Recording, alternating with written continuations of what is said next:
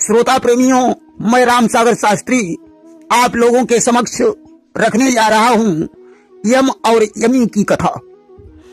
देखिए, कश्यप ऋषि की अदिति नाम पत्नी से देवस्वान सूर्य का जन्म हुआ। जब सूर्य अदिति के गर्भ में थे उस समय बुध उनके पास भिक्षा मांगने के लिए आए। अदिति गर्भ के बोझ के कारण भिक्षा लेकर जल्दी नहीं पहुंच पाई। इस पर बुध क्रोधित हो गए। उन्होंने अदिति को श्राप दे दिया कि बुध ने दीन हो श्राप गहाई कि उदर माही बालक मर जाई। तुमने मुझे भिक्षा देने में इतनी देर कर दी, इसलिए मैं तुम्हें श्राप देता हूं कि तुम्हारे गर्भ का बालक गर्भ के अंदर ही मर जाए। अब तो श्राप सुनकर अदिति व्याकुल हो गई। उसने कश्यप ऋषि को जाकर बताया कि स्वामी, बुध ने मुझे श्राप दे दिया है कि तेरा बालक गर्भ में ही मर जाए। कश्यप ने कहा, प्रिय, मैं तुम्हें वरदान देता हूं कि तुम्हारे गर्भ का बालक जीवित रहेगा। आज वरदान देकर कश्यप ने बुध के श्राप को दूर कर दिया। परंतु अदिति को ऐसा लग रहा था कि मेरा गर्भ मर गया है, लेकिन गर्भ जीवित था। इस विपरीत ज्ञान के कारण सूर्य का पहला नाम मारतंड पड़ गया। मारतंड यानी मृत अंड, अर्थात मरा हुआ गर्भ। सूर्य का विवाह त्वष्टा की पुत्री संज्ञा के साथ हुआ कि त्वष्टा दीनी सुता गहाई संज्ञा नाम परम सुखदाई। परंतु संज्ञा सूर्य के तेज को सहन नहीं कर पाती थी। संज्ञा से 3 संतानों का जन्म हुआ, वैवस्वत, मनु, यम और यमी। ये 2 जुड़वा संतानें हुई।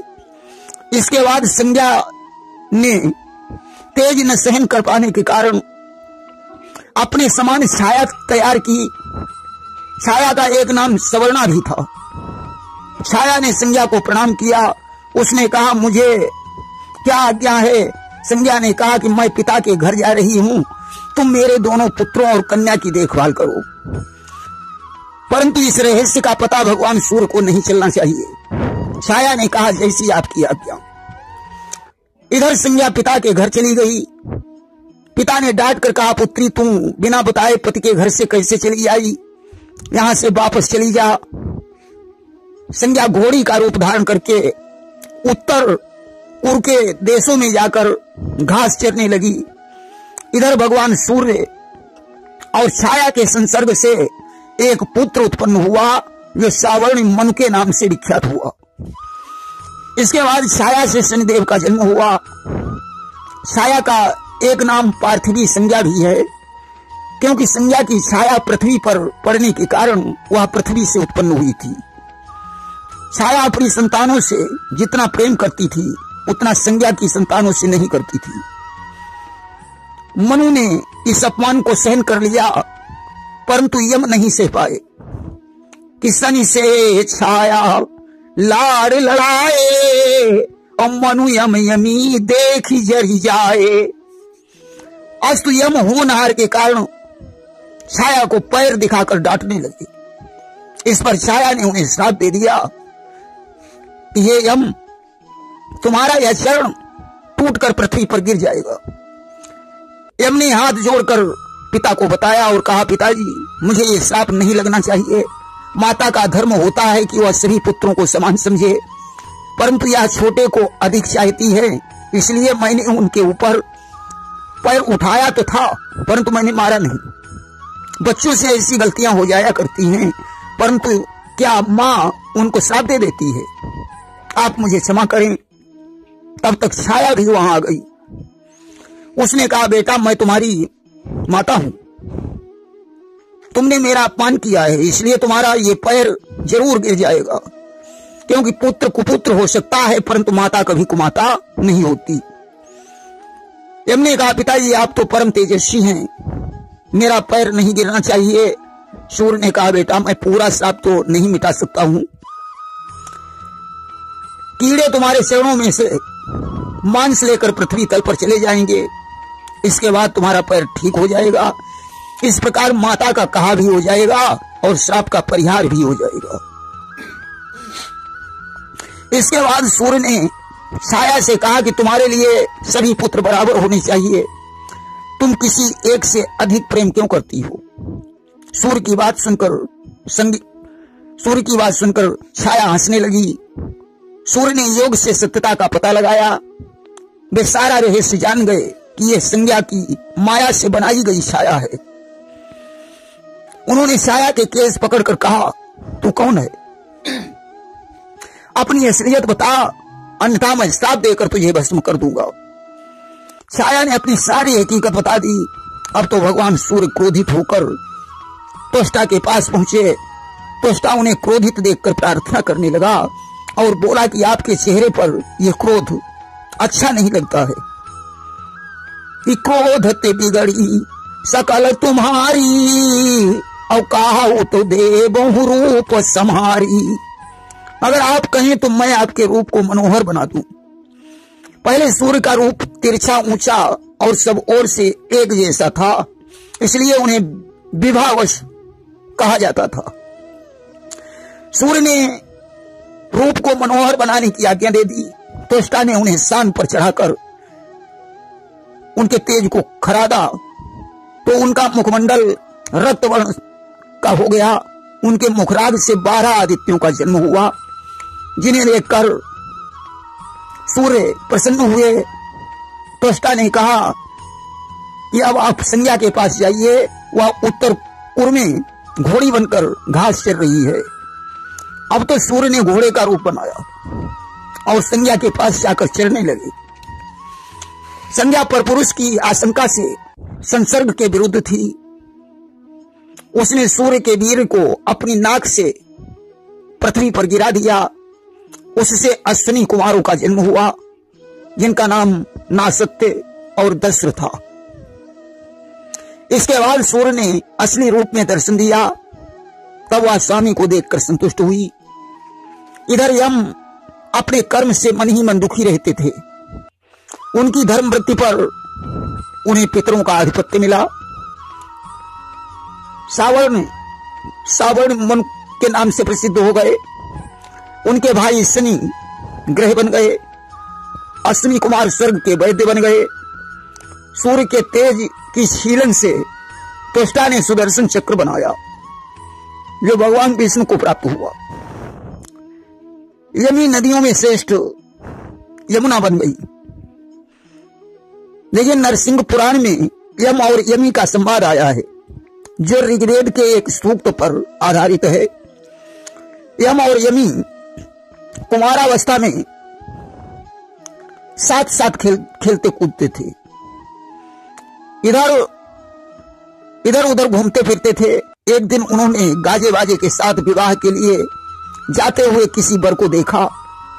यमी ने यम से कहा, भैया ये क्या है?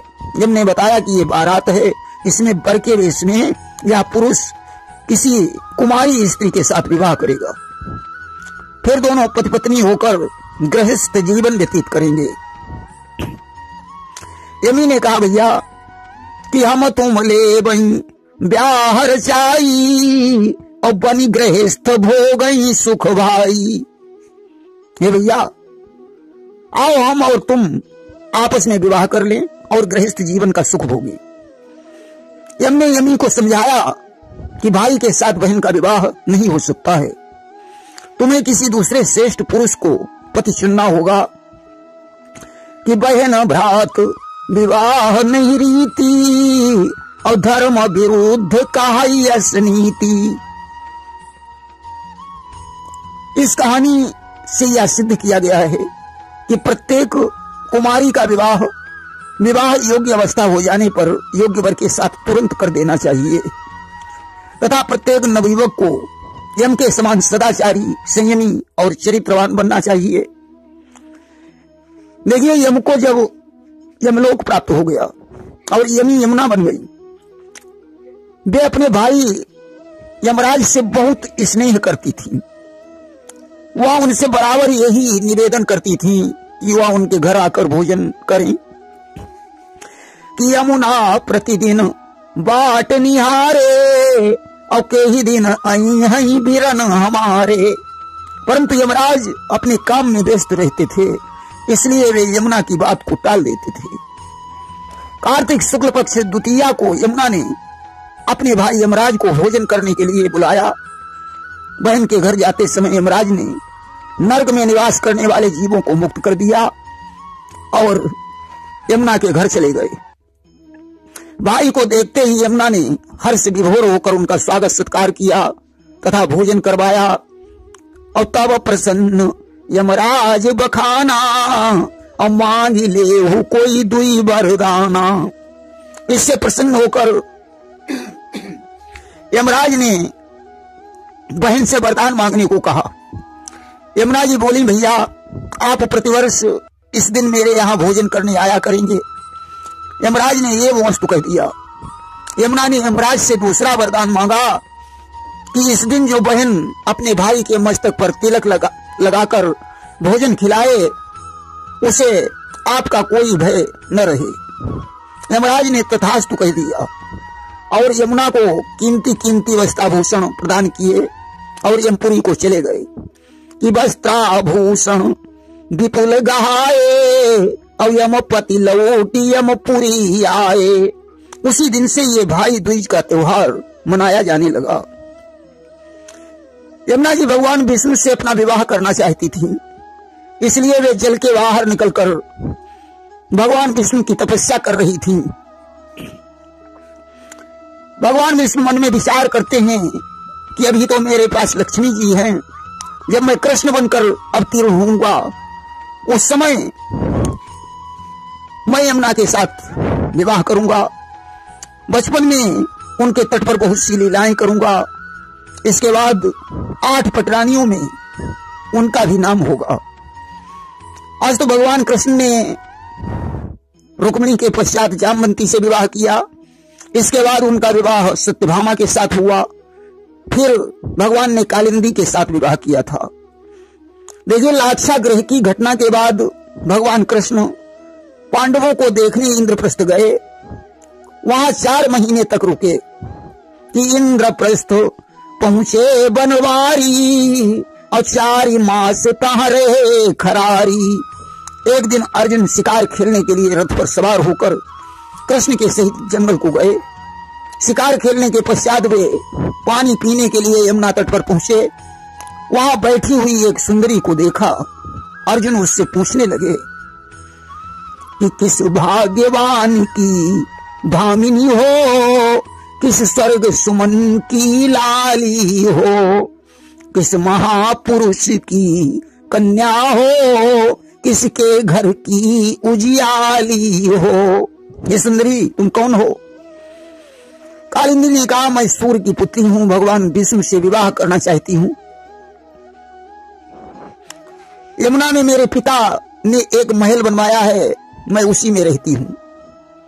अर्जुन ने जाकर कृष्ण को बताया तो वे रथ पर बैठाकर इंद्रप्रस्थ लाए। इसके बाद कालिंदी को लेकर द्वारिका गए। वहां विवाह की तैयारी की। भगवान सूर्य ने आकर कन्यादान किया। वैदिक विधान से कृष्ण और कालिंदी का विवाह हो गया। प्रेम से बोलिए वृंदावन बिहारी लाल की जय।